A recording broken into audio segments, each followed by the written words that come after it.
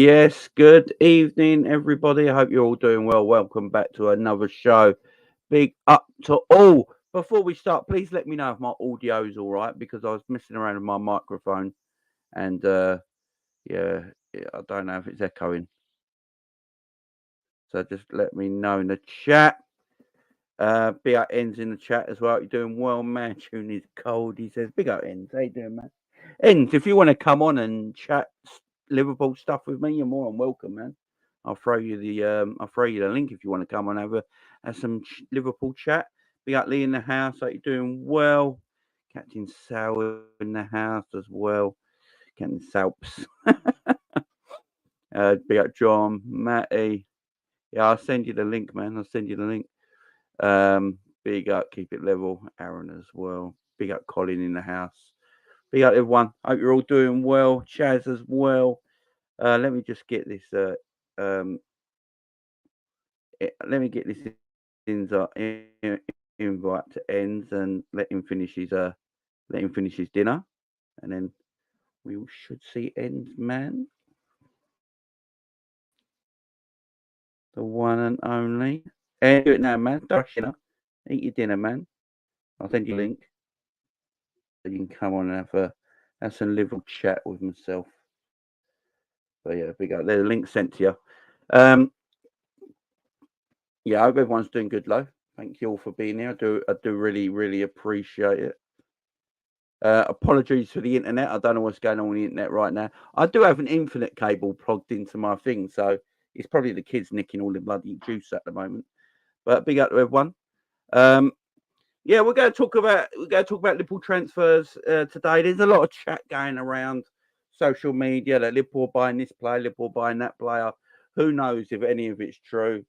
But we're going to try and figure it out. But also going to talk about Mo Salah and Wataru Endo leaving as well to go to the African and Asian Cups.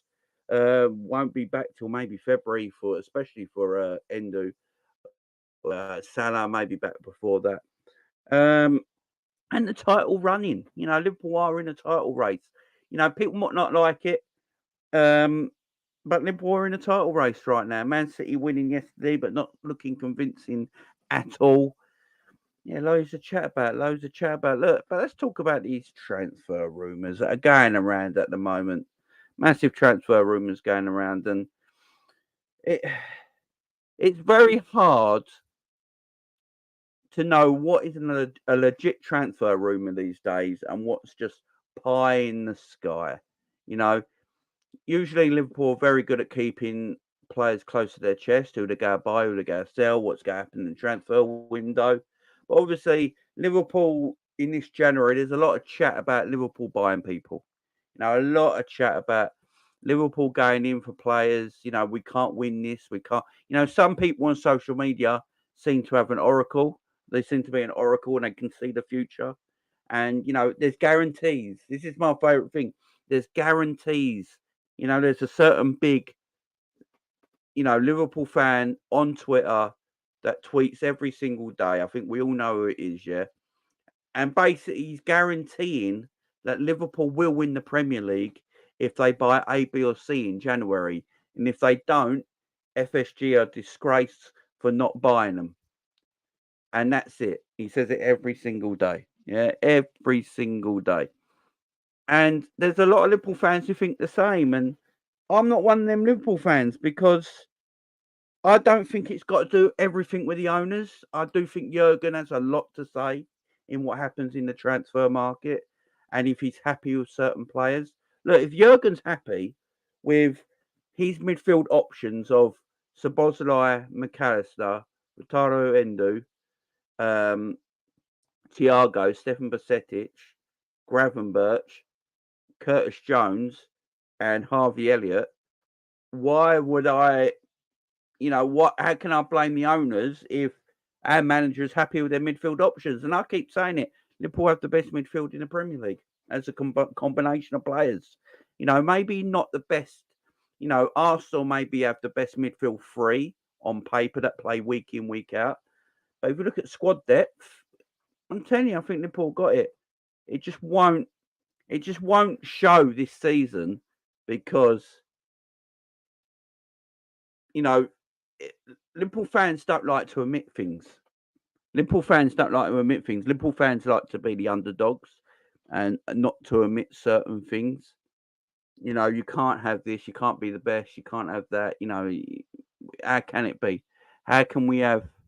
How can we have the best squad? How can we have the best midfield when, you know, look at Man City's midfield of Foden, Bernardo Silva, and Rodri, and I'm like, yeah, you're right. Them three are disgustingly good, but then take Rodri out of that midfield, Man City can't win games. They can't even draw games. They lose games of football. You know, every time Rodri don't play, they're not the same team. And then they have to put defenders in midfield. So Rico Lewis plays midfield. John Stones plays midfield to bulk their midfielder options up because Pep Guardiola don't trust his other midfield options. So he plays defenders in midfield in John Stones and Rico Lewis. So if you think about this in general sense and not just the players you see playing on the pitch, as I said, Arsenal, Man City play Bernardo Silva, KDB, and Rodri as their main midfield three, week in, week out, no injuries. They probably got the best midfield three. Arsenal, Odegaard, Rice, and who else plays midfield for Arsenal? Who else plays midfield for Arsenal? Why can I only think of Odegaard and Rice right now? That's all I can think of right now. Right, and then you got Liverpool's three. But you take players out and you look at the squad and the depth they got. Everyone says Liverpool need a DM. Liverpool got the best defence in the Premier League, the second best goals for in the Premier League, and right now are sitting top of the Premier League. Kai Havertz, that's it. Kai Havertz. Big up, keep it level. That's why I couldn't think of it, you know what I'm saying? So Smith Rowe. They're trying to get rid of Smith Rowe, Anne. They're trying to get rid. So I always hear it, so I'm like, I always give the argument to these people on Twitter, right? And you give a positive argument. So I do this quite a lot, and then people just come at me and they're rude and call you a top red and, oh, you're happy with having no success. Or the funny one is that people on social media will go, so you're happy only having one league title in 30 years? And my answer to that is, no, of course not. I'd love to win more titles, but you do know FSG weren't around for 30 years, yeah? You know, FSG have been at Liverpool 13 years, not 30 years. So why do you keep saying 1 in 30 years when your whole main argument is that FSG don't do enough for Liverpool to win things? So in your argument, FSG never do enough for Liverpool to win things, but in the 13 years out of the 30 that Liverpool haven't won the title, Liverpool won the title in it. So I think people are scared and hate the fact that Liverpool won their only Premier League title in the era that FSG owns Liverpool. I think they can't handle the fact that that's the case. That's why they always go, oh, it's 30 years, it's 30 years, it's 30 years. You know, we won one title in 30 years. You're happy with that? And no one's happy with that. But your whole argument is that you hate FSG so much. This is all on them. And then you go, and then you write that, you tell them that's your part of it. And they call you top red and go, well, that's not the point I'm making. It's one league in 30 years. That's not the point I'm making. And I'm like, well, it is the point you're making, ain't it? Because you're blaming everything. So was you blaming the Moores family when they owned Liverpool? Well, were you blaming this? Were you blaming that? No, you were blaming managers. You were blaming Roy Hodgson. Roy Hodgson weren't good enough.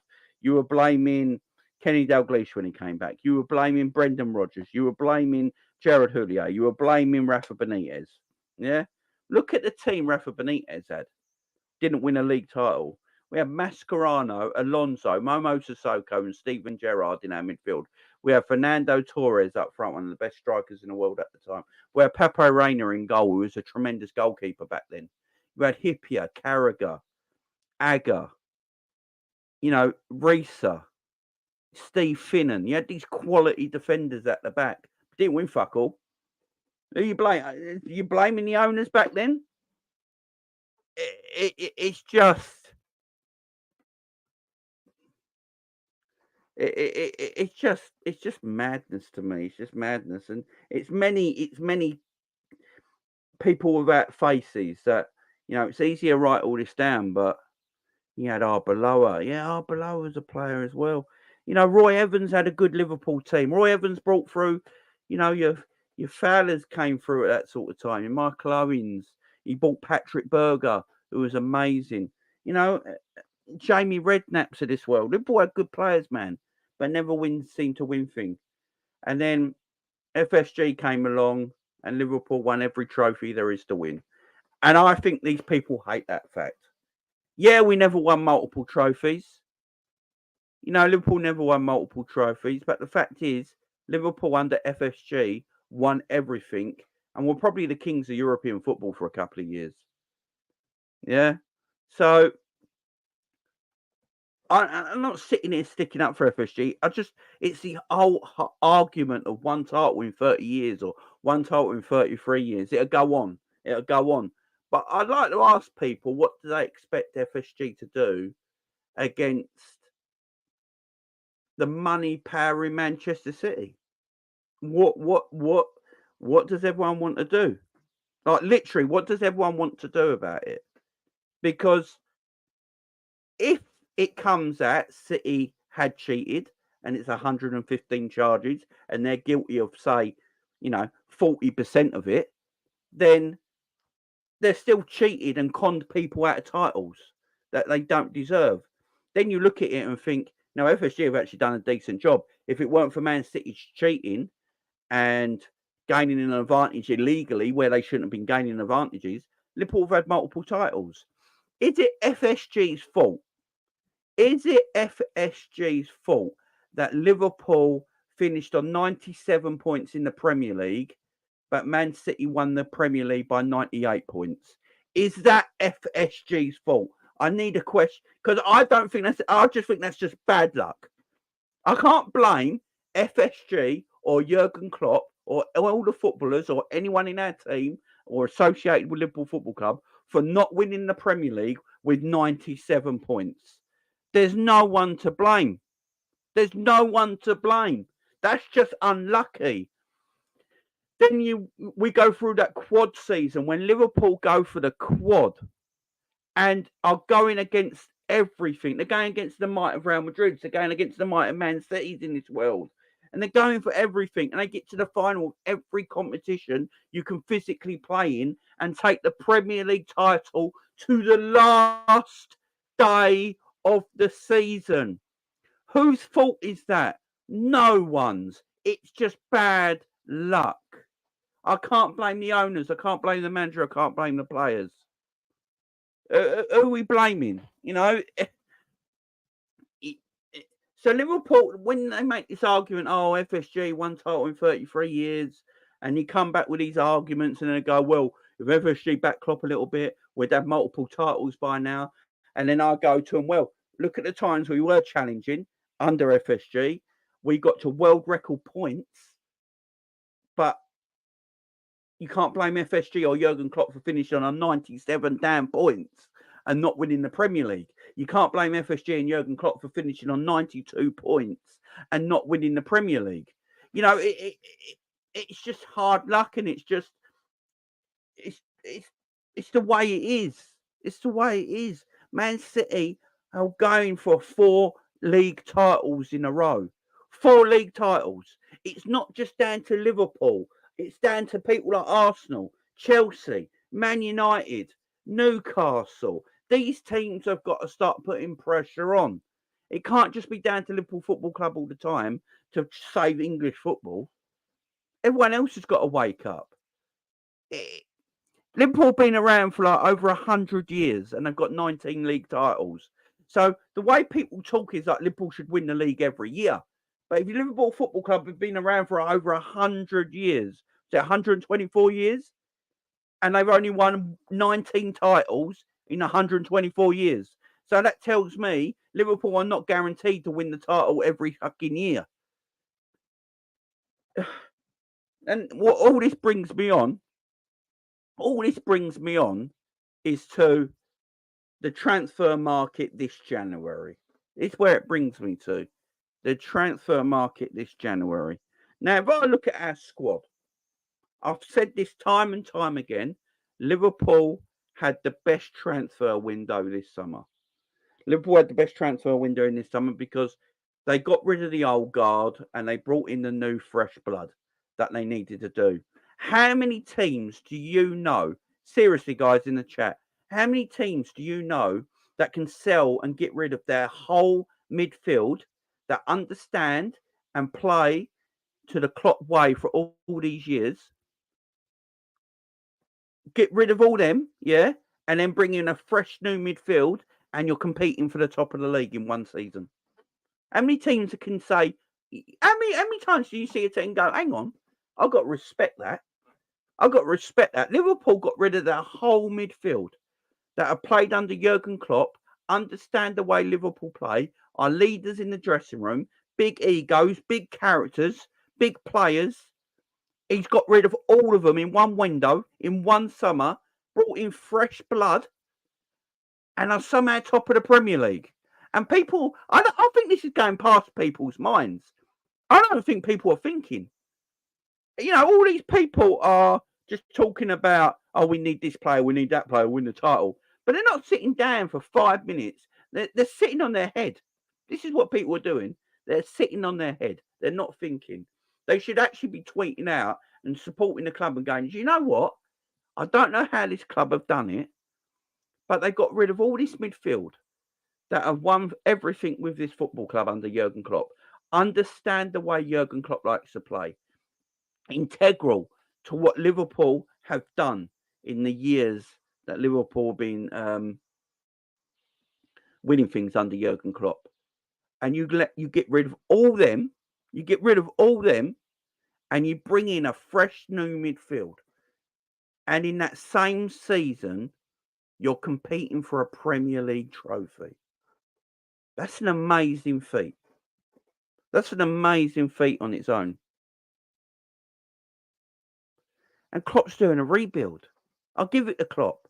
I didn't know if Klopp had it in him to do a rebuild. And the reason I didn't know if Klopp had it in him to do a rebuild is because he's been at the club for a long time now. He's been at the club a long time. And as Klopp says, football is changing every year. Football today is different than it was last year. It's different than it was 2 years ago. Football keeps evolving time and time and time again. Every year it's evolving. It's never going backwards, apart from the officials. And I wondered if Klopp could do a rebuild. 7 years at the club, going on 8 years at the club. Has he got it in him to go, you know what, I'm going to rebuild this football team.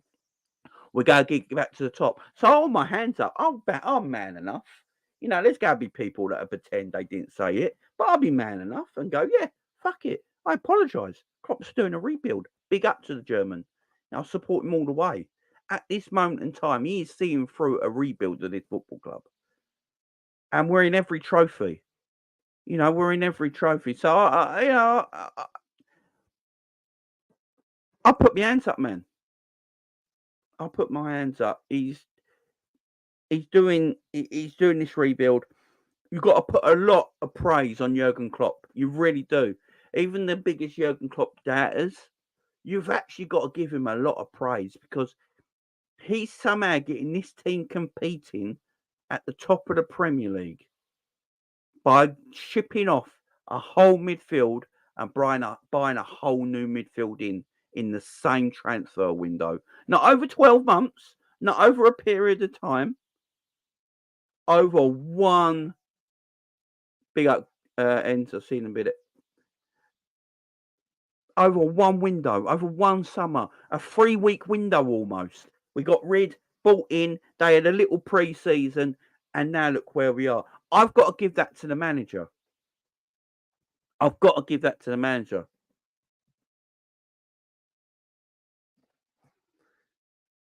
And I'll hold my hands up. I didn't know if he could rebuild. Didn't know it. And my reasons for it, he looked tired last season. Jurgen Klopp last season looked shattered. He looked fed up. I didn't know if he wanted to stay at the football club anymore. I was concerned that he was going to leave the football club. But he looks he just looks younger. He looks younger this season than he did last season.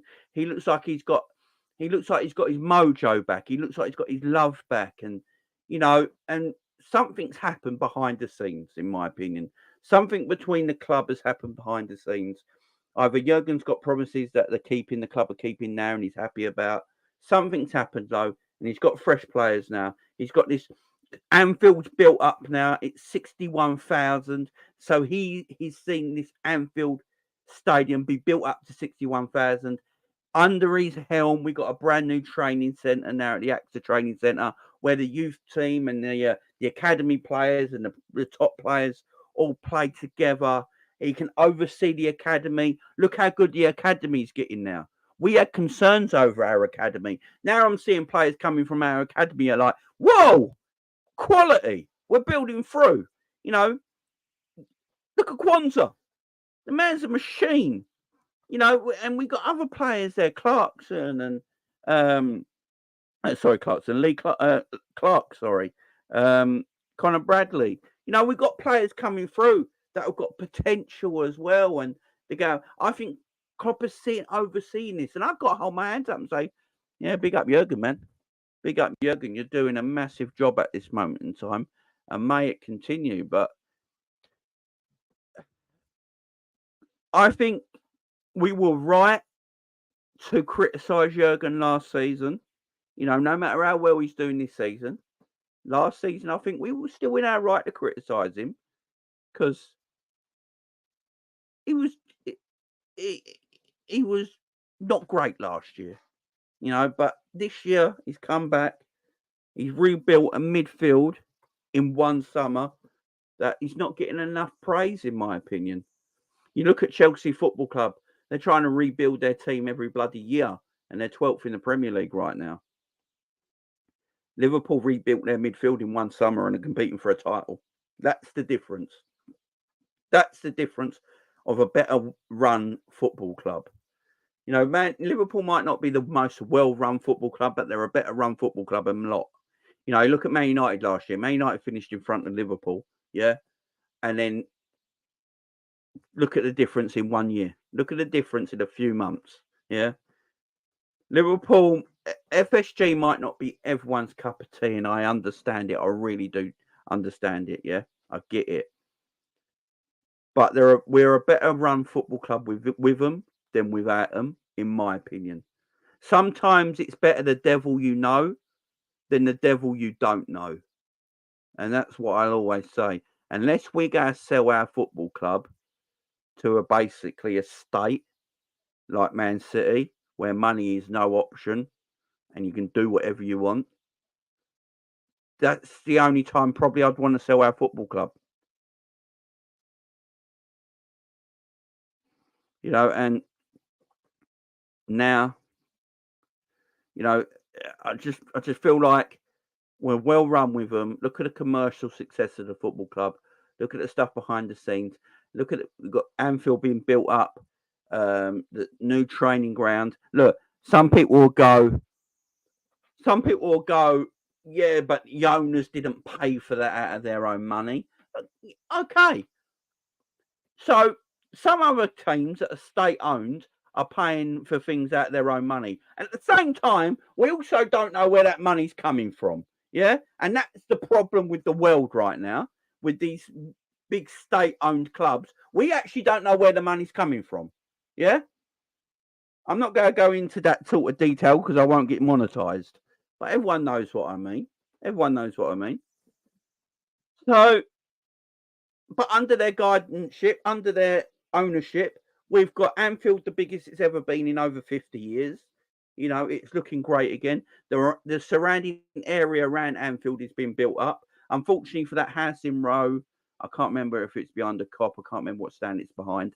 That was down at Hicks and Gillette trying to buy up all them houses and then didn't get planning permission to build there. So that's why it's been left derelict. I think Frank in the chat will know more about that than me, obviously. But but the rest of it's been built up around. It's looking much better. New stadium, a new stadium, new training ground. It's.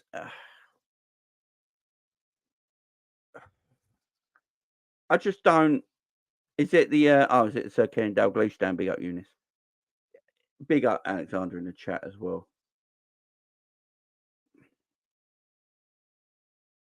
And this brings me to January.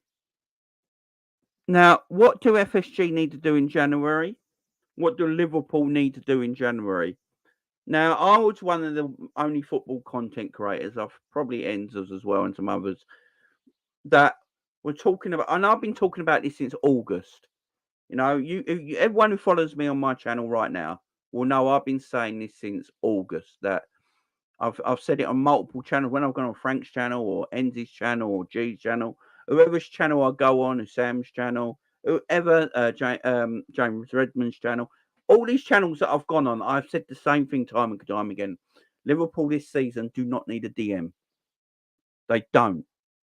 Listen to what Jurgen wants. Unless they've changed their mind, unless Liverpool have changed their mind and Jurgen's changed his mind, and he goes for a DM in January, that's fine. But I'm going what he has been saying.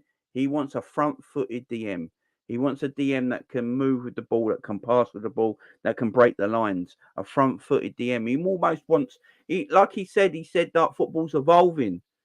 Maybe we just need a deep line playmaker and our midfield meant to defend. You know, that's the thing Klopp wants to do. The midfield is meant to defend as a whole, not just an individual. We're not looking just for an individual to defend our whole midfield while the rest of them do what they want. That's not what Klopp wants. That's why people like Szoboszlai are probably not playing in the way that a lot of people want Szoboszlai to play, because he's a running machine for Liverpool. Because that's the orders under the manager he wants him to play.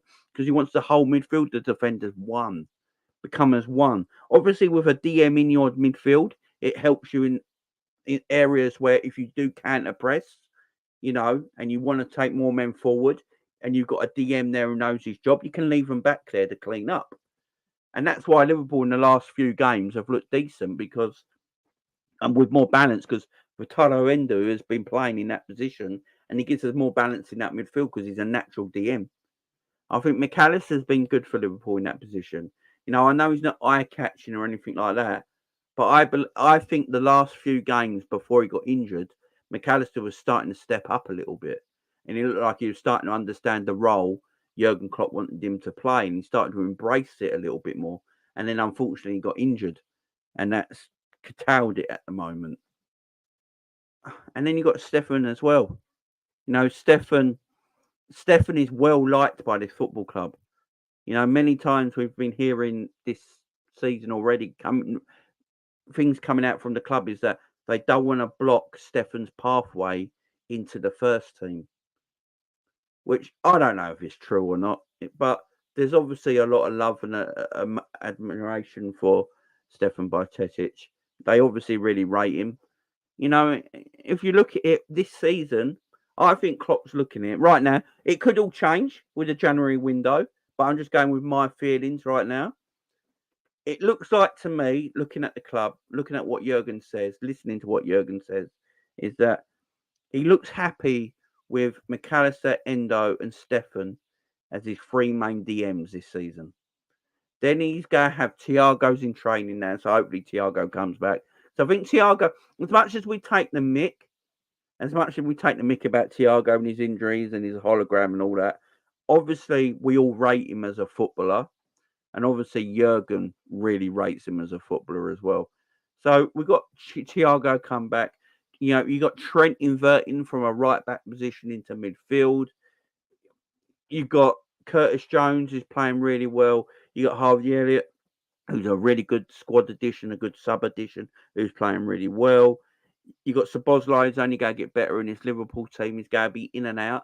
He's going to have games where he's not looking as great, but he's doing the job the manager wants. He's running, but he's only going to get better as he learns the system. Gravenberch will get better with more game time. Remember, in a 12-month period, he's not had a lot of football. He's probably played more football this season than he did in the whole of last season with Bayern Munich. So he's going to take time. He's only a youngster. He will get better. You know, McAllister obviously get better. So the future's bright. So if you're looking at this January with their midfield options, Jurgen's probably looking at it and thinking, do I need to go and get that midfield player everyone's craving for? But if I do, he's going to cost serious money because we know Jurgen pretty much only wants players that really suit his style and system. With the Thiago thing, see, I don't always think Thiago suits our system, but because Thiago was only available for 20 odd million quid and he really wanted to go to Liverpool, it was a no brainer. You just have to sort of do that deal and work around it. But, you know, if you look at people like Arthur Melo who came to the football club on a loan, that's down on the ownerships. I've always said that the ownership fucked up there. That's their issue. You know, I don't know why they bought Arthur Melo last season. He wasn't a Klopp player. Klopp didn't rate him. Even when he was fit, Klopp didn't play him. He'd rather play Trent inverted than play Arthur Melo. You know, we've seen it with players that have come to the football club that are just not Jurgen Klopp players. Look at Grujic. Grujic was one of Jurgen Klopp's first transfers, by the way. Marco Grujic was one of Liverpool's first transfers in the Jurgen Klopp era. Klopp never rated him enough. Klopp never rated him enough. I know a lot of the fans at the time were saying, "Oh, give Grujic a chance now." You know, he's had 2 or 3 loans now. Surely he's ready. Klopp never really rated him. That's why he never played. It's just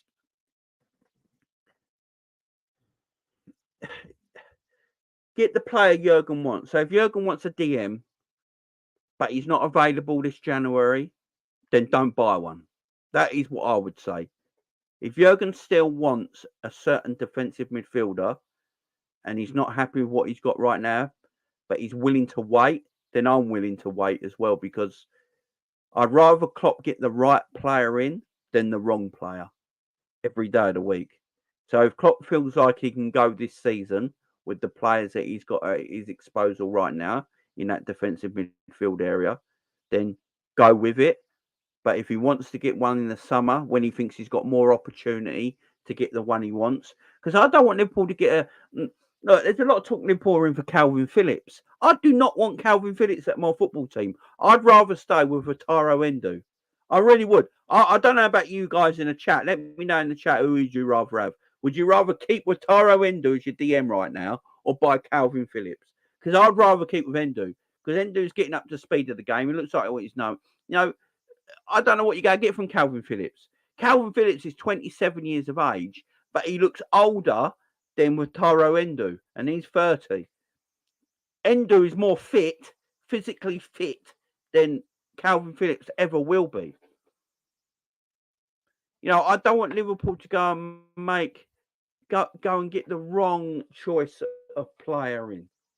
I don't want them to go and get the wrong choice of player in. It makes absolutely no sense to us. I really don't. I don't want them going down that road. I really don't.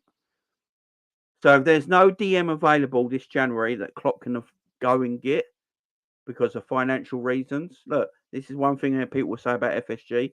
Financial reasons shouldn't matter. You should just spunk 100 million quid on any player. You know, what we're playing at. Well, why don't we just spunk 100 million on a player? Sometimes it don't make sense. Wait till the summer. You might be able to get him cheaper. Now, this is the argument people will have, like FSG always looking for the cheap option. I don't actually think they're looking for the cheap option. They're looking for the right option. And sometimes the right option is just a little bit cheaper. It don't mean they're looking for the cheap option. Because if we're always looking for the cheap option, well, we broke the world record for a defender and a goalkeeper. So we're not always looking for the cheap option. We didn't have to buy Virgil van Dijk. We could have gone with a cheaper option. Liverpool could have gone for a cheap, you know, if it's to be true that FSG are always looking for the cheap option, then we shouldn't have had to buy Virgil van Dijk. After Southampton said, no, you can't have him no more, then Liverpool should have just shopped around and got the cheap option, which FSG apparently do. But they went, no, we'll wait, we'll pay the excess for him, and we'll get him for 75 million. And then they went, you know what, in the summer, and by the way, Virgil van Dijk was a January transfer.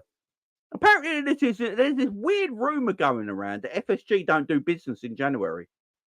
Well, 3 big January transfers I can remember FSG doing is Andy Carroll, Luis Suarez,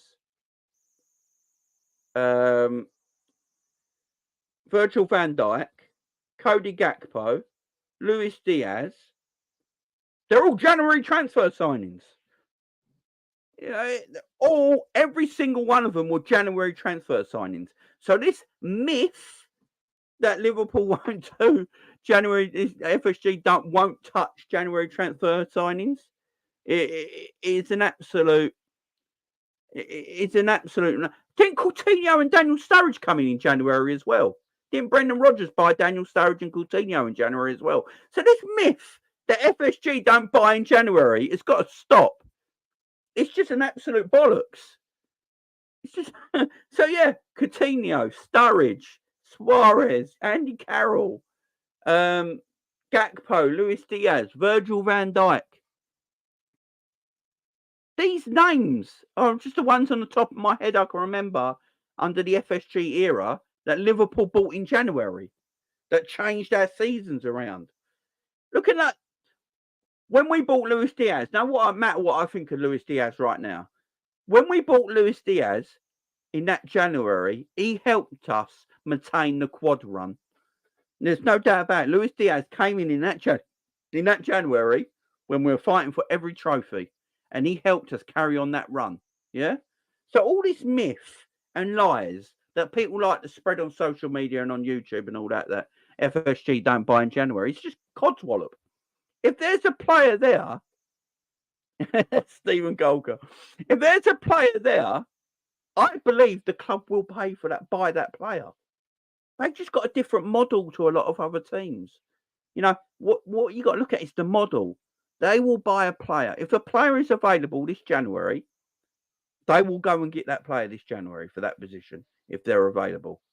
You've got to remember, Luis Diaz was meant to be bought in the summer, but they went and bought him early because Tottenham was sniffing around for him. And in fact, Tottenham put in an actual bid for Luis Diaz in January, but Liverpool matched it and paid it a few £1 million more, and the deal was done. Cody Gakpo was meant to be bought in this summer. We were meant to buy Gakpo this summer, but Liverpool had to buy him in January because Man United was sniffing around and Man United tried to buy him. So Liverpool went early in them Januaries. It's just... So this myth that Liverpool don't buy in January, we have to put to bed. We really do. Liverpool will buy this January, in my opinion, if the right player is available. If the right player is available, Liverpool will go and buy him, in my opinion. Let me just go through the chat a little bit. Big up to everyone in the chat right now. Hope you're all doing well. Big up Wolves FI with the super chat. Big up Wolves FI. He's telling everyone what to do right now. He's telling you hit the likes. Come on, guys. Got 119 people in the house right now. I don't know what we're on for likes, but let's get them likes up. Let me have a quick check. Let me have a quick butchers on the likes here. What are we doing? What are we doing for likes? We've got 68 likes, guys. Come on, we've got 111 people in the house. 115 people in the house right now. Let's get them likes up, please. Let's get them likes up to 100. So go and smash that thumb right now, just below the video you're watching. Go and smash that thumb button. Let's get them likes up. Let's get ends in the house. Oh, I don't even have my... Can you hear me? Yeah, I can hear you. Oh, okay. Yeah. Yeah, I don't know if it's... My mic's... Okay, it's working fine. What? Hang on. How's everything, man? Yeah, doing well, man. Doing well. How's you? Good. Sorry, I joined mid-conversation. Where we're at now? I was just basically talking about January. It's a myth that Liverpool don't buy in the January transfer window. Oh, okay. No, we do, but if it makes sense. Your volume's really low, Ends. Is it really low? Let's see. Oh, sake. My bad. No worries. Let me just go through the chat while you're sorting that here. Yeah, we can hear you. Unfortunately, says freezing. It's a bit harsh. Scraps there with the last comment. Yeah, that rumor. What about the now? rumor is a falsehood. Yeah, that's a little better. Yeah, nah. Yeah, no. In terms of we don't buy in January, we do, man. We bought apologies. Diaz, Gakpo as well, man. We bought those two in January, didn't we? Yeah, Virgil van Dijk. Virgil van Dijk. You want to throw another name in there? Sturridge. I want to say Suarez and Andy Carroll as well, but Yeah, they were was bought that in in January. Yeah, they were bought in January. At the You same know, time, we bought at the two same- strikers for a combined fee of 72 million at the same time. Sturridge and Coutinho came in January. man. So we do buy in January then? Is it? Who's saying we don't buy in January? Who's saying it's a myth? So basically what it is, you got people out there people out there at the moment that hate the ownership so much are basically saying right now that because they've guaranteed it. This is what I love, Vince. They have said basically, I guarantee Liverpool win the Premier League title of FSG. Go and prove us wrong by buying these players in this January. It's a guarantee, Ends. It's a guarantee. Do we need more players? I think we do from a centre back. Obviously, we got so many players injured, but other than that, man, Mo Salah going. I'm sure we can adjust and look, as Klopp would say, we'll look what we have in the squad. That's normally his nice little phrase he likes to throw out there. Yeah. I think we have enough, man. I feel obviously with the injuries in terms of Robbo, Tsimikas, and I'm pretty sure Robbo will be back soon. McAllister's still injured. Thiago's injured. Besetic is injured. Matip we know is out for the rest of the season. So I think if we get like a centre back and one of the guys I saw in terms of your title, Inacio, we spoke about yesterday, I feel like he could cover the left back and left centre back as well, which then you can give Virgil a couple of games off if needs be in terms of in a competition you might not need to play him in. But other than that, I don't know if we need any attackers unless there's an attacker out there we can go and get. But you know, Klopp, he's not going to buy people just to replace Mo for just the 1 month he's away. He would rather buy someone that's going to go into the squad and actually replace the players, not just buy them for the time being. So yeah. I don't know, man. I don't know what we actually need, man, because we're winning games of football. We might not be playing the best of football, but we're winning. Defensively, we look sound this season. The attack, we scored one of the most goals in the league as well. It might not look pretty on the eye in some games, I get it. But I don't know, unless people can tell us like a realistic players that we can go and get. Because Klopp ain't going to be spending big money in January on one player, we know that. But if there's a player out there that comes up and his price tag isn't too bad, Liverpool aren't afraid to do business. We've seen that in the past. Yeah, exactly. That's what I keep saying. If the player's available, if there's a player there that's available this January, Liverpool will definitely be interested. But as you say, it's what we need. You know, everyone still is talking about the DM position. I wish we just gave it up now. And get the hint that at this moment in time, I think Klopp's very happy with Endo. He's very happy with McAllister and Stefan being his 3 DMs this season. You know, and proof's in the pudding at the moment, ain't it? I mean, we're top of the Premier League. We've only lost one Premier League game in 30 matches. That's a madness. And we know that by a certain source, man, called VAR in them, man. That's the one game we lost. I honestly don't know, man. Like McAllister was playing in the DM role. Everyone said that he wasn't good enough. Then when he got injured, everyone said we missed him. Then Wataru started turning up, and everyone's going to pretend there was a Wataru fan from the beginning. So I don't know what we need as a fan base in terms of the players, but we're doing well enough in terms of what we got. You know, if you ask most people, some of them say that Arsenal has a better squad, or Man City has a better squad. Yeah, in your opinion, they might do, but performance-wise, they're not showing that. Arsenal have been inconsistent as well. They've lost more games than we have. We've just drawn more games because we haven't taken our opportunities when we've had them. It's not that we haven't had the opportunities and we've drawn the game or scraped through. We've had opportunities to beat Arsenal, Man United, even Luton as well. The game that we drew, Brighton, we shouldn't have drawn that as well. So it's not that we don't have the players. It's just that we haven't taken the opportunities when they land. I don't know, man. If people can tell us in the chat, man, who do you think is a? Because I even seen Bobby now circulating again. I don't know if you've seen that one. No, so Bobby circulating. Everyone's asking, should Bobby come back to Liverpool? You know what I mean? Because he's not getting enough game time and whatever. I don't know, man. No, Bobby left for a reason, man. Bobby left because he wasn't getting game times. He ain't going to come back. It's not getting game time at the current club as well, man. So. Yeah, I love Bobby. I think we all love Bobby. There's not a person alive I don't know who don't love Bobby Firmino for goodness sake. But no,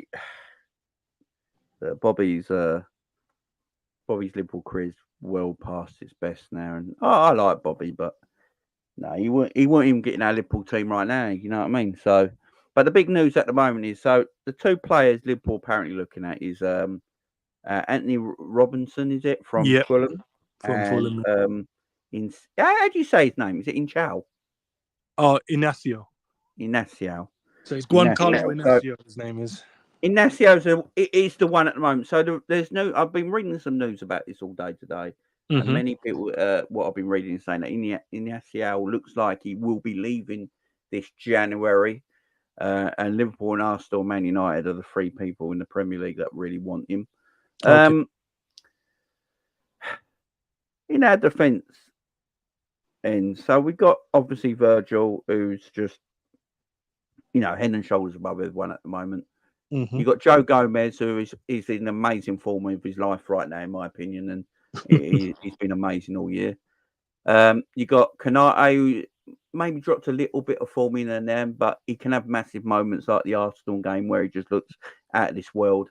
And then you got Kwanzaa coming through, who just already looks like a Premier League defender, don't he? So go ahead. So if you get Inacio in, and we let Matip go in the summer, is that our centre back done for the next few years? So you got Virgil, Kwanzaa, Konate, and if we get Inacio, so that puts us on 4. Yeah. And if you obviously Gomez can fill in that role now as well, unless you need another one, I don't know, because you've got 5 pretty much centre backs there, but you've got Gomez that can fill in at right back, left back, and centre back if needs be. I can't see Klopp going to buy another one, because then you'll be like, when do I play them? That's the word that you would always use, man. Like, when would I play them? What games do you guys see that they'll play? Because we know Virgil's fit; he's playing every Premier League game, unless there's like a game where you go, that's a guaranteed win for some reason, which no game in the Premier League is a guaranteed. So Virgil plays. That means there's 3 other, potentially 4 man fighting over one other spot. So when would that other centre back, if you go and get another one, including Inacio, play? They just wouldn't. And then you got Kwanzaa, he'll pick up the other minutes as well, which you will improve massively. I think just one more. I think just get someone to replace Joel Matip, and I think we're cool, man. Unless there's a massive breakdown and everyone gets injured, then yeah, but that should be enough. Yeah, I agree. I think the other areas is the fullback cover now. That's why we're in for Antonee Robinson, is it? That's the rumours at the moment. Really good player, man. I've watched him a few times, like you have, Ends. I think he's a decent fullback. I don't know how much he's worth. I don't know what the transfer value is for him, but would you take him as fullback cover at Liverpool Football Club? If there wasn't the injuries that we sustained from the left back position, then yeah, because I don't want Gomez just to have to fill in at left back. So with Tsimikas injured, you're pretty much saying his season is done, but he's pretty much out for a lot of time this season. So it's going to probably take him at least 3 months, man. Let that heal, then do the strength and conditioning, get his fitness back up, and then somehow push Robinson out the team. Robertson out the team. I don't think so, bro, because Robertson will probably come back and be on it again. So you're gonna need someone to be a backup, and I think he's a perfect suitor. He's got the right age profile. He's talented. He's quick. He's strong. He can cross. He can do the dogged work, which is the defensive side as well. And we've seen him, against us this season, man, where he's just locked up Mo Salah, man. So, and if he can lock up one of the best wingers in the world, if not the best right wing in the world, then that's a plus in our book, innit? I think get him in, man. I don't think the price will be too much, but at the same time, if Fulham looks at him as one of their prized assets, these men just create some crazy, probably say like 50 mil for some crazy reason. Take it or leave it kind of thing. So I don't know. But yeah, I'll get him if there's a deal to be done. I'll get him. Yeah, because he's a left back, ain't he, by trade? Left back, can play up and down that left side. I look at Robbo, and I think Robbo's still got a lot to give Liverpool yet, probably. So with Kostas, I, I like Kostas, and I think he's done really well. But I think when Robbo is fit and available, I think Robbo is always going to be Klopp's main man to play left back, no matter what Kostas does. But I look at Robinson and I look at him and I think sometimes I watch him for Fulham, and it's not when he just plays Liverpool. I've watched Fulham quite a bit this season because they're quite an entertaining team to watch. And I watch him, and when I do watch him, I think, yeah, he does look like a Jurgen Klopp fullback. He's got that Klopp fullback to like lightness for him, and he's quick. You know, he's a good defender, and he can get forward in attacking areas, and he marks a lot of positives if I'm Jurgen Klopp to get a fullback of that caliber in. Now, it's not going to be the problem. Is then it's not a fashionable signing, is it? We know we live in a world of everything has to be marquee and fashionable today, but for me, I don't see nothing wrong with that transfer if you're looking for a very good left back cover, because him and Robinson, him and Robbo, there are two Robbos at left back. Him and Robbo would be two very good left backs at our football club, wouldn't it? Yeah, so one you'd class as a world-class left back. Obviously, he hasn't played much, because he's had that injury and stuff. But the other guy would come in and he's a Premier League proven left back as it is. We've seen him play against us, and we've seen how marauding he is and how quick and strong he is down that left side. And he covers a lot of ground. You know what? When he's not playing, if he doesn't play against us in the 2 games in the League Cup, it would be great. If he was in our squad, I would prefer that than to play against him, because he's the one who created their goal as well. Ran down the line and crossed one across the face, and I think it was Wilson who got the tap in at the near post. So, no, man, he's a good player, man. If the value's right, if the price is right, why not, man? And you're right, he is a Klopp type of signing, man. It's shrewd business. It's out of nowhere kind of business. You're like, oh, we link with him, tomorrow we signed him. And I feel like that's the type of player he can be. So let's see, man. Let's see. Yeah, definitely agree. Yeah, big up Luca in the chat, and big up Jen LFC with the super sticker, massive super sticker there. Appreciate the love, Jen, as always. Thank you very much, and to everyone else who super chats and comments and everything. You're all great people. I love to all of you. Big up Edward. How you doing, mate? It's been a while. He says, but if we were to sign Inacio, would we need Robinson? Yeah, because he can play left back as well, can't he? I'm not sure, man. I'm not sure. Inacio is a centre back at trade, but he can fit in left back if needs be, and he can then go into the 3 at the back if we need him to. So, where we was moaning about Robbo playing that inside inverted left back position or the back 3, and we was like, he's not really that. We would rather him roar down the left. Inacio, if you buy him, he can do that role as well. Still, he's very young, so I know the Portuguese league game, you'd say set the world alight kind of thing, but he's got the right minerals, man, as a player, man. And he's, as I said, he's very young still. He's 22. He's turning 23 soon. He's a very good player, man. And we haven't had a left-footed centre back in a minute, man. It'd be good to have one. Yeah, I mean that what you're saying there, maybe that's why Liverpool are looking at him. Maybe that's why there's quite strong links why Liverpool and Arsenal are looking in for him, because both Liverpool and Arsenal have their fullbacks inverting. Arsenal do it the other side with Zinchenko. Liverpool do it with Trent. Mm-hmm. But maybe that's why they're looking at this player, because, as you say, Robbo, it's not his strength to ask him to do what we're asking him to do when we get Trent inverted and he goes to that third centre-back position. Because he's all about energy and enthusiasm and trying to get forward. He wants to deliver crosses into the box, early balls. He's perpetual motion, ain't he? That's what Robbo is. And you take that game away from him, it don't suit him so much. But if you get someone like Inacio in, and he's that left back, but he's only left back as a start of a game, because when Trent inverts, he then goes into that left centre-back area. And you've got 3 proper left. Maybe that's what we need, man. Maybe that's why they're looking at him, something like that, because that would make sense. Yeah, no, because we obviously we slated Robbo a bit because he couldn't do that, and it took him a while to get up to speed with the request that Klopp and the team is trying to give him to. You have to do you just tuck in, we make the 3, and then just allow Trent the freedom. And we know that's not Robbo's game. You're right. He just wants to run, man. He just wants to run and cross it into the box. But if you take that away from him and make him have to play that more calm, chilled, passing it, keeping it simple game, you don't get the best out of Robbo, man. You have the best out of Robbo is you just let him go, wind him up, and just let him go. So you get the best out of him.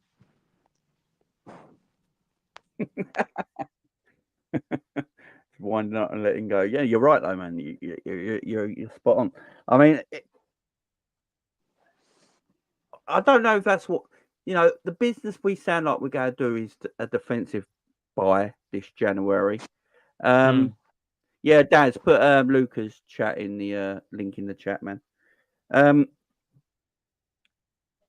And put Frank's in the chat and put Daz, get on it. Put Luca's, K-Max, Ends, and Frank's links in the chat so everyone can go and subscribe to them if they haven't done it already. January transfer. I think Liverpool are going to buy a player this January ends. I just don't know if it's going to be a defensive player, a DM, or a forward. Because I've been one of the people crying out for a forward since the summer. That's been my prerogative. I just think I think we need I think we're a bit.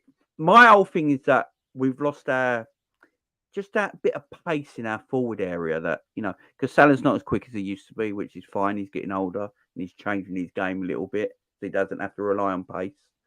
Obviously, Darwin's a speedster. Gakpo's not, he's quick, but he's not like Darwin's speed, is he? He's got that long stride pattern that gets him away from players. And Luis Diaz, he's lost his, a little bit of his, that. When Diaz used to be able to stop a defender and go again, he just lost that little bit of pace in his legs. So I don't know about you. I'm looking at forwards because I'm not sure we're going to keep all our forwards next season when the summer comes. So I've been thinking about maybe Liverpool need to maybe look at a forward this January. We've been linked with some. We're linked with that young forward who plays in Germany. I can't remember his name right now. I don't know if you've seen it. I think he plays for Hoffenheim or one of them. Yeah, I can't remember the kid's name, but he looks good. He can play on the left, the right, and through the middle. Yeah. Really tall for his age as well, man. And he's really quick as well. I just can't remember his bloody name. But I know who you're talking about. So what do you reckon? Forward in January or a defender? What do you reckon, man? Let's see. So Salah goes away for pretty much a month. So in terms of forward line, at least Gakpo, Jota is back, Nunez, and Diaz. So that's 4. Harvey will probably be the other one that fills in there. So that's 5. The manager will be like, well, I've got 5 players, man. Yeah. You know him already. You know what he's going to be like. He's just going to be like, well, I've got all of these guys, and I'll give, other opportunities. You got like Cade Gordon as well back. He might give him an opportunity. Maybe not start him or anything like that, but you can always throw him on in certain games if you need be. And then people have been saying as well, so Boslak could probably go there. So then you add that. It's probably like 6 players in your attacking line. It depends though. What would you want? Do you want a striker? Do you want a left winger? Because we know Mo. He's not buying anyone to compete with Mo. But because of the grief that Diaz has been getting on that left hand side, do you think it's more the left side we need to get someone else in to compete, or do you think it's a striker thing we need to do? I've said this for a while now. Under the way we play with Jurgen Klopp, I don't think it works with an out-and-out striker. Because Salah's our focal point, and he's the one who we look at to score goals. And unless you change Salah's game where he becomes a creator, then you go and buy a goal scorer. But I don't think even Salah would want to do that. In his mind, he is the goal scorer for Liverpool Football Club. That's why I don't think when I watch Darwin play, I always like him on the left for Liverpool because he uses his excellent attributes of his athleticism, his pace. And when I listened to Klopp say last week, and he's talking about Darwin, that it's not just his goals he looks at; it's his ability, what he can do with the ball, how he can hold the ball up, how he attacks for us, how he gets into drags defenders, he stretches the opposition. Klopp's looking at that. He ain't looking at him as Klopp, by the sounds of it, ain't looking at Darwin as an out-and-out goal scorer. Obviously, he wants him to score more goals than he probably is now, but he's not looking at him as you're our focal point up front. You're going to get 30 goals a season. I don't think that's what Klopp's looking at right now. That's why because when Klopp said that, I'm actually happy with Darwin in the team. Because the way Klopp said it, it's like, right, if you're saying that, I can't slag Darwin off him. Because you're basically saying Darwin's an all-round sort of forward more than a striker. Then Mo Salah's your striker. Because we're saying yesterday, I think Mo Salah's one of the only players that can go through a game, put in stinky performances, but then grabs 2 goals and it's fine. Because that's what he does. But someone like Darwin can't have a stinky performance. He has to have. Does that make sense then? Yeah, no, it does. It does. It's just I feel like with the way we play, I think it's just a reliance on all three. So all three of them are required to score and assist each other more than just playing with a vocal man, like I say, Harry Kane, where you're like, oh, the only thing we need from you, mate, is just putting the ball in the back of the net. I think with the front three that we always use, it's just about if you're in that right position, just put the ball in the back of the net. I don't care who's the top goal scorer. I don't care who gets the most assists. It's if you're in the right place at the right time, put the ball in the back of the net. And I feel like that's why Klopp is saying what he said, because he doesn't look at Darwin as just a striker, innit? He's a part of a front three, which means all of you need to chip in. So if it's you that get one, if it's Mo that gets one, if it's Diaz or Gakpo or Jota, we're relying on all of you guys to get us the goals instead of just the one man. So that's what I was saying, bro. Who do we go and get if we need an attacker? I think Klopp wants pace. I think he just. I look at us, and we are excellent in transition when we win the ball up high, and we break with absolute pace. If you go back to Liverpool at their best, Salah and Mane on them wings, just pure pace. Bobby holding the ball. That's what Gakpo sort of does for us, and I just think that sheer pace is what. If Liverpool can find a forward that has got, that pace and athleticism and that who can grab goals and then can assist, like Luis Diaz when we first bought him from Porto. That's what Diaz had. He had that pace, he had that athleticism. He drove at the opposition. He was a constant threat on counter attacks and in transition, and he defended well from the front as well. And he could grab your goal and assist here as well. Always a threat. The thing with Luis Diaz since the knee injury, that threat is not as strong as it used to be. And maybe Klopp's thinking, maybe I need something over there with a little bit more pace and athleticism right now for, to be at threat on counter attacks, because you've got that extra threat with pace up front. It's harder for the opposition to man mark you. Who do they pick up? Do you know what it is? I don't want to use the injury as an excuse. I think it's more to do with it's a mental block at the moment, because we've seen 2 international breaks where he's gone away with Colombia and absolutely killed every team he's played against. There's a spring in his step. He's dropping shoulders. There's skills. He's running inside. He's taking people on, getting shots away, scoring some great goals. But then when he comes back into the Liverpool team, it might just be the way he's been asked to play as well, man. It could, because at the start, when he came in January, it was too, and Klopp said it as well. He said, we can't really give him all the information in terms of the instructions, so we have to let him play. But slowly but surely, and I said this, when did I say it? I think it was like after the first month or 2 he was at Liverpool, and I said, I hope Klopp don't turn him into a European baller, because I could see it. The way he was playing the touches, because remember, every ball control wasn't like a simple ball control from Diaz when he first came. It was the back heel control.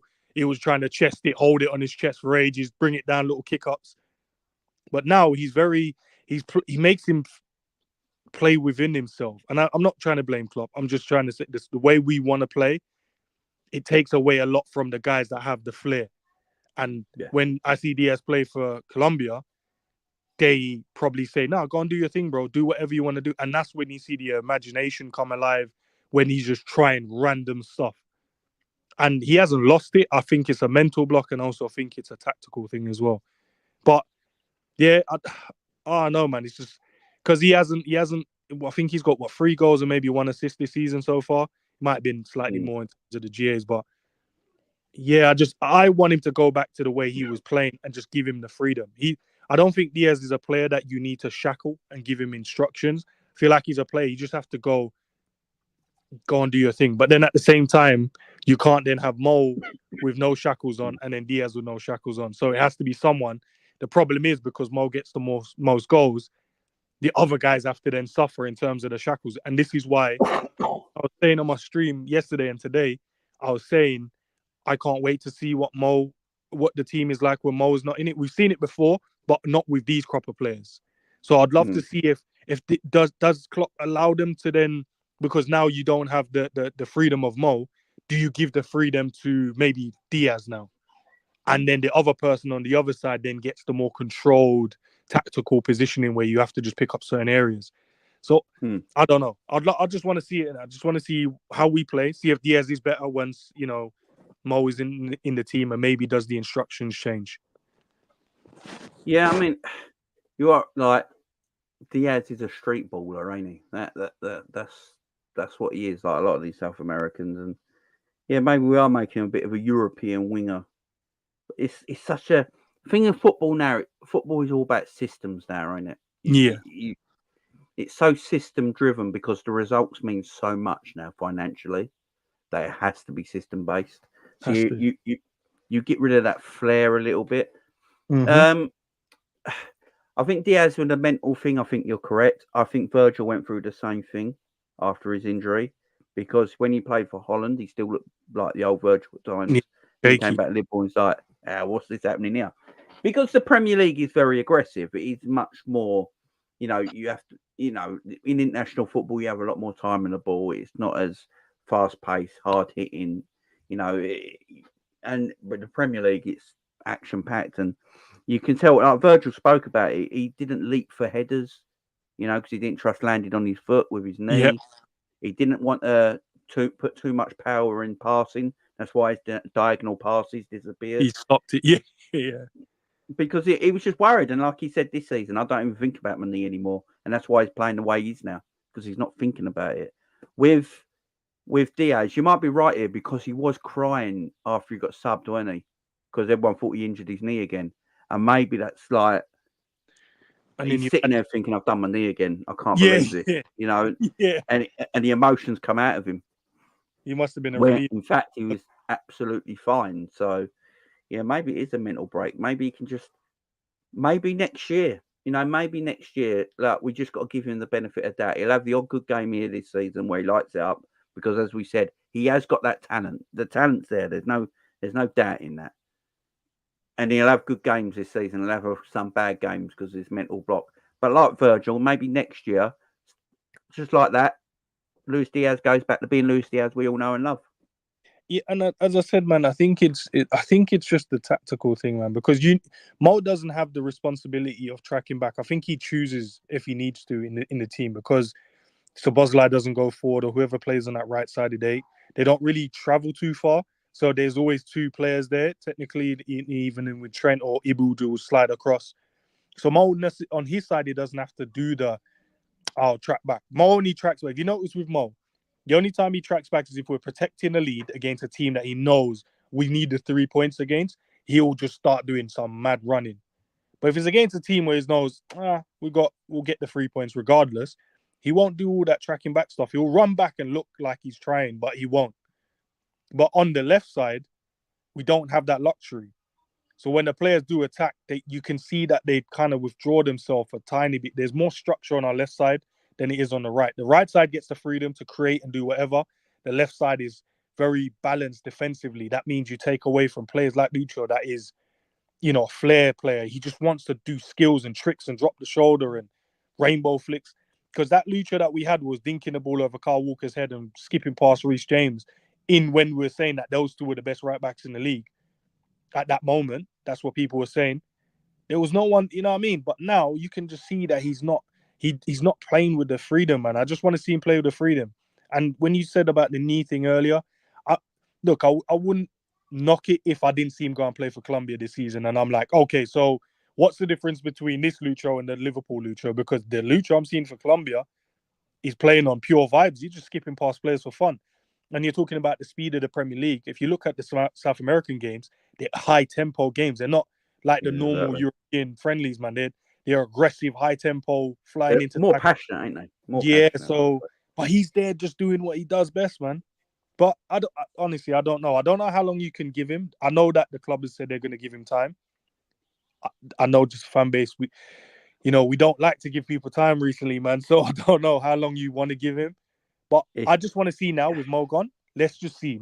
If he improves in January, then we can reassess it. I don't know. Here's one for you, Ends. I've been thinking about this because Mo's obviously going to leave for a while. He's going to play the Newcastle game on New Year's Day, and then he's apparently leaving. So, would you play while he's away? Would you play Luis Diaz on the right? I said that as a joke once, but people told me just go look. It's weird because it's the same pitch, but it's just a different side. But you just go to him, look, go and play on the right side. Maybe it's just something changes up in his game, and he's playing on Trent's side of the pitch. Trent and Diaz combining with Szoboszlai on the right side of the pitch. Just give him something new, a little bit of, play Gakpo. Jota's back now. You can mix it up a little bit because I'm looking at the people we've got apart from Harvey Elliott. I don't like Jota on the right. No. Gakpo cannot play on the right. Play him on the left. And Darwin's more left than central. Yeah. So Luis Diaz. I remember him playing there a few times at Liverpool since he's been at the club, going over to the right hand side. It'd just be interesting. I don't know what you think of that. Like, get Luis Diaz on the right while he's away. He can swap. Even Harvey can rotate that position. Mm-hmm. Then you've got for the middle, you've got your Jotas and your Darwins and your Gakpo on the left, and you can mix it up with them three who plays left and central. And I think we get by quite comfortably like that. What do you reckon? So you're saying right-sided Diaz, through the middle Jota, and then on the left Gakpo? Yeah, or mix it up. You've got a lovely mixture there where you can play about with it a bit, Yeah, no, listen, I don't mind it because the one thing with Mo, and we keep saying it, man, this man, he struggles to dribble past his fullback now, and he never goes to the byline. There's a lot of space when you go to the byline. You can cut the ball back, you can skip past them, you can even win a penalty, a few times where the player don't expect you to go down the byline and then get across, go down the byline and run. So I'd love to see a right-footed player on that side just to see if it changes. I remember when Mane first came, he played down the right and he looked really good, really, really good down that side. But obviously with Mo, everything becomes inside. Everyone cuts inside, which narrows the space for a striker if you play up front. You don't get a lot of space when you're trying to, make your run and you're congested in the middle of the, that 18-yard box. Where if you have maybe a right footer down there where he can go inside or he'll take you byline and go. And that's why Doak, whenever he plays on the right, he looks... Oh, Ends disappeared. I think there he is. He's back. Yeah, he looks very dangerous when he plays down that side. So I'll try it, man. I wanted to move Mo to the right hand side anyway and put Diaz on the left just to try something different. Be a bit unpredictable. Do you know what it'd do?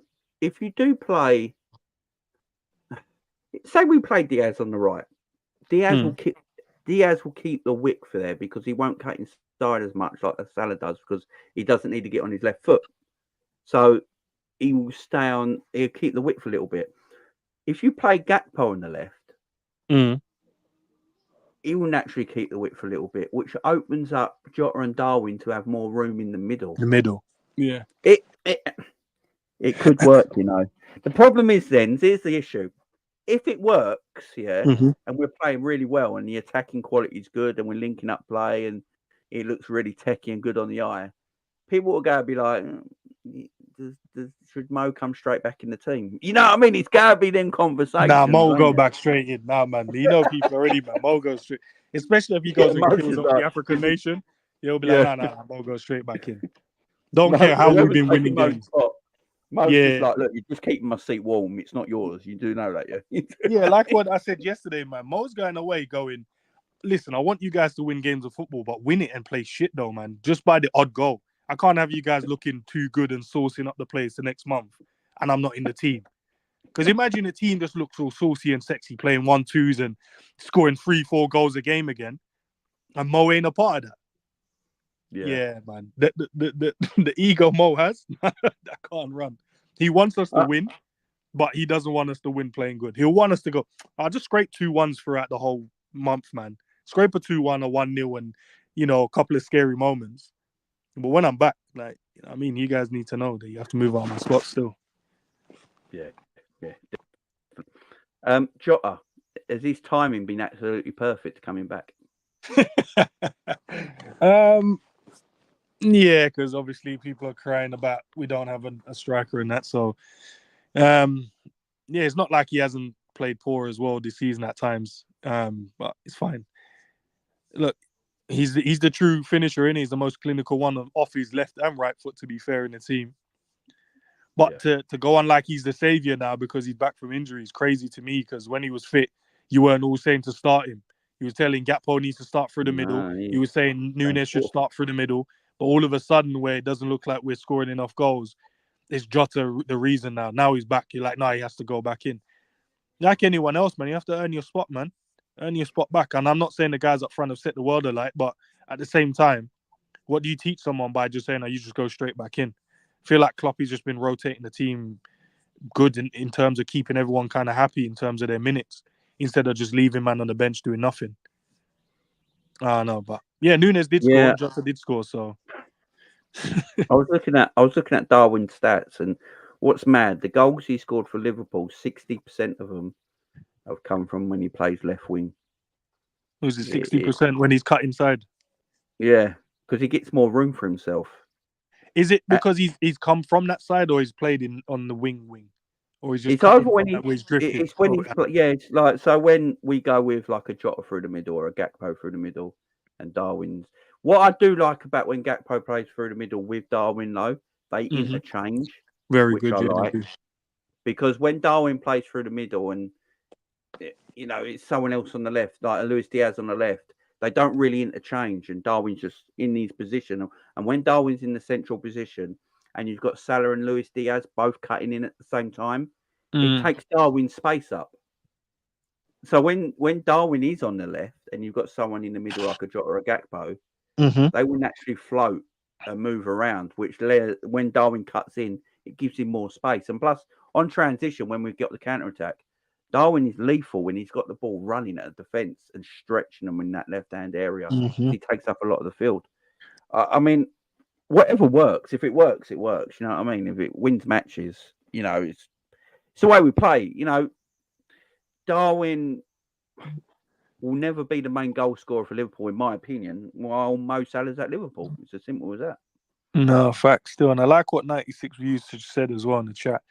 I was thinking, and one of the reasons why I kept trying to push Mo into a 10 position or a second striker centre forward, because I feel like because of their partnership, I feel like he would create more for him. Last season, Darwin was the striker that you would say his hold up play in that great, his first touch, blah blah blah.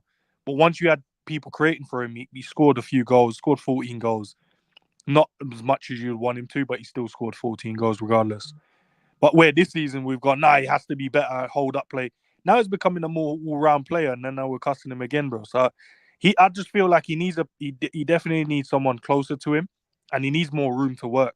And that's not to give excuses for the chances he has missed this season, because he has missed some mad ones. But it's not as bad as what I saw last season. He missed so many last season, proper 1v1 chances.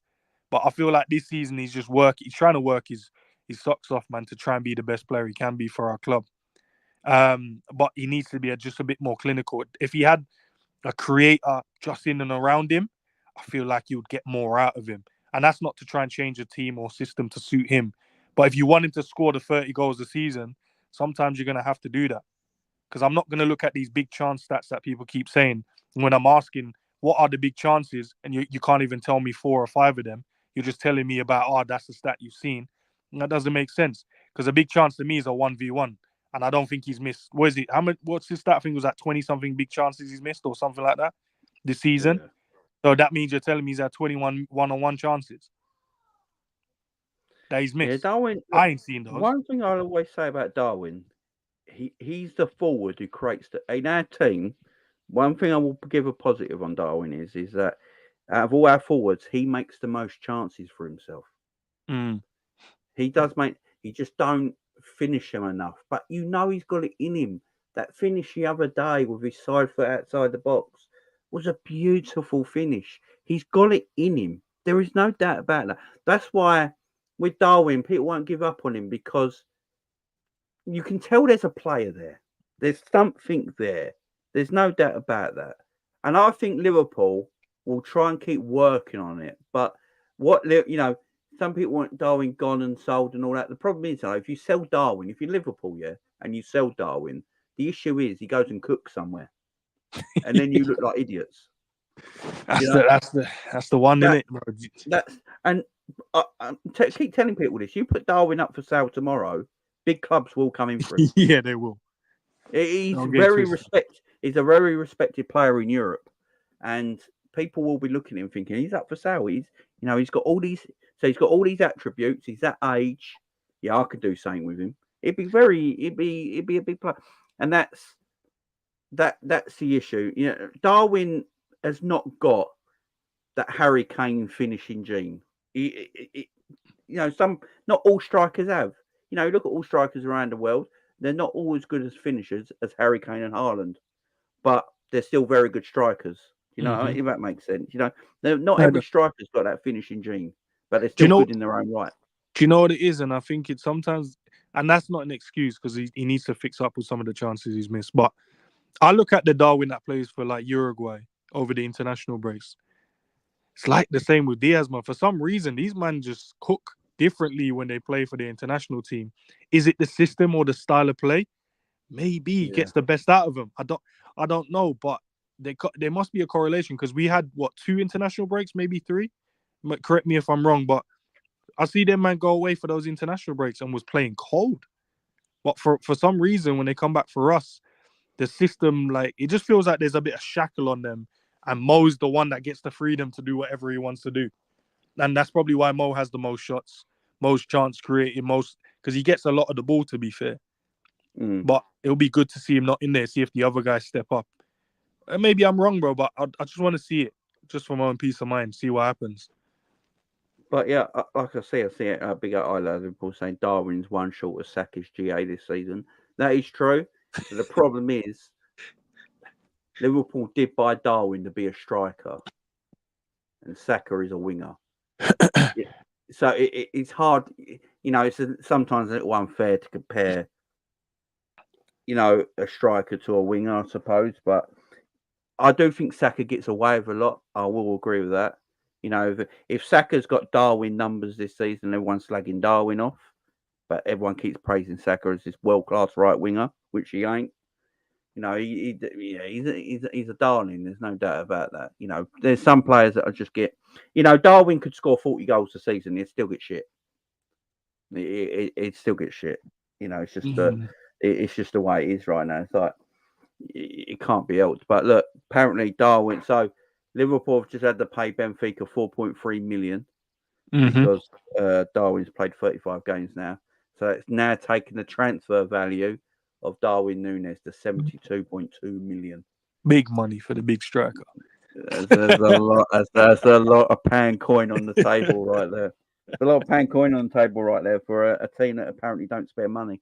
We stretch it across a few years, man. We're good.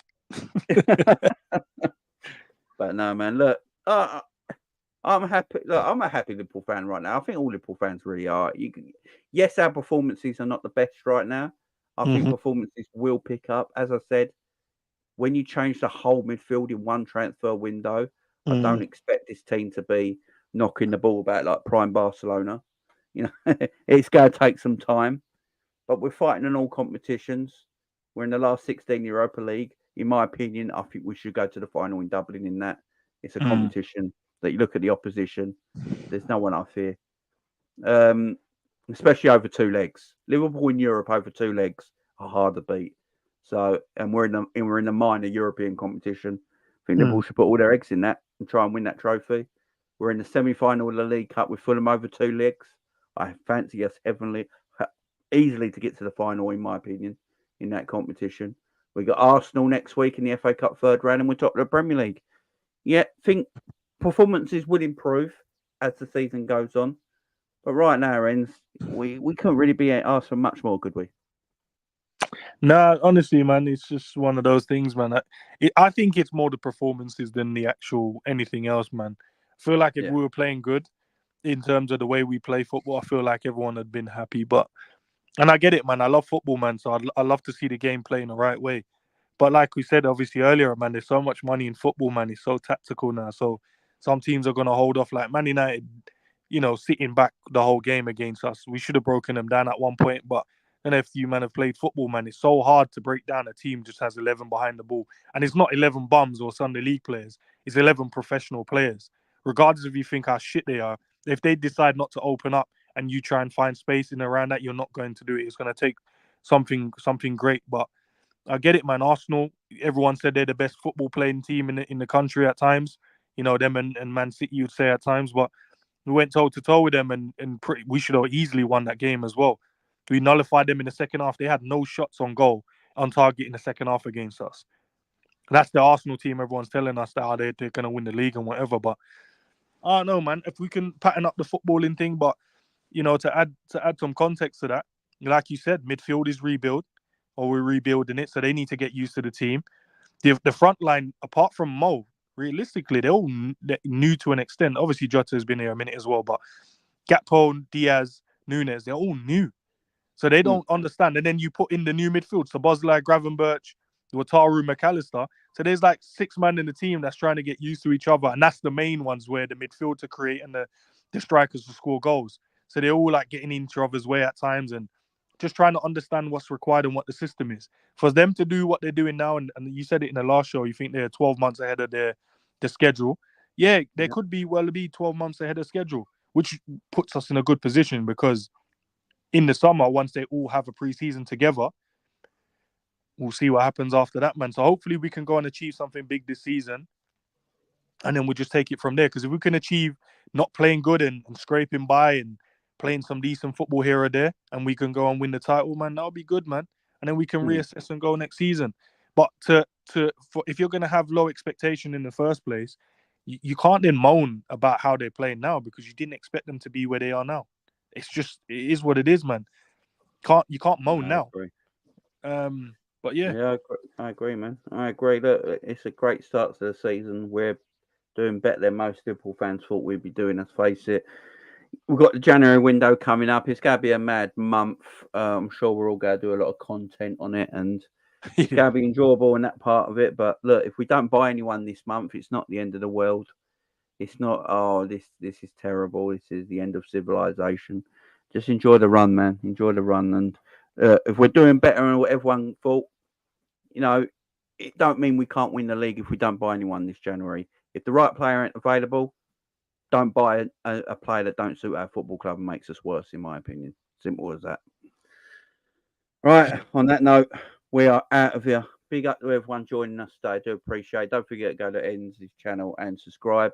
And I think if you go to his YouTube channel on his homepage, he's got multiple other channels. Go and subscribe to all them as well. Show some love. Show some love.